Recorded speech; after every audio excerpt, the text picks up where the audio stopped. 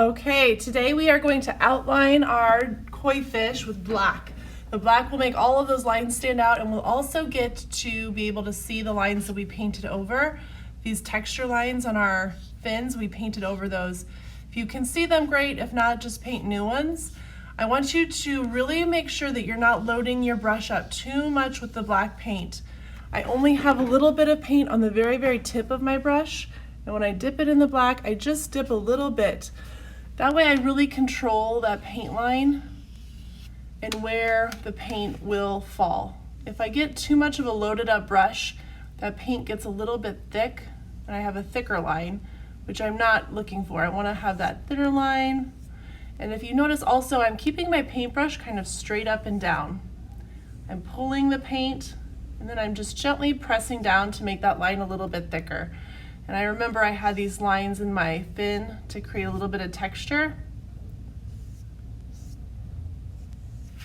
I want you to keep outlining your fish, also your lily pads, and the eyes, the nose, and the whiskers. And then I'm going to show you if you'd like to add the scales here in a second. Okay, so I've outlined most of the fish. If you want to create more of a thicker line for these lily pads, you can push that paintbrush down a little bit more. You can see how that black outline just really makes those colors stand out and pop. Now for the eyes, I'm going to turn this around. You do kind of want to just use that tip of your brush, and you might not be able to create those eyes exactly like you did before. I'm just going to make a little dot and then a little line above it.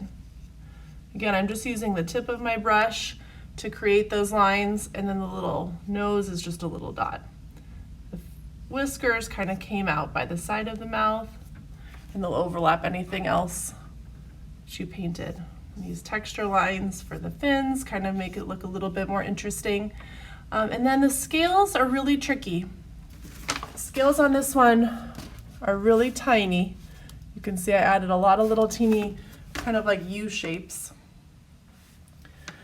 So if I'm going to do that, I'm going to use just the tip of my brush. I'm going to make a few of those little lines. I'm not going to worry if it doesn't look like it made a line at the very beginning. I'm not going to go back over it too much.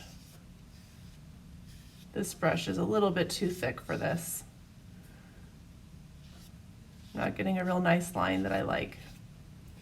So you probably won't want to do this.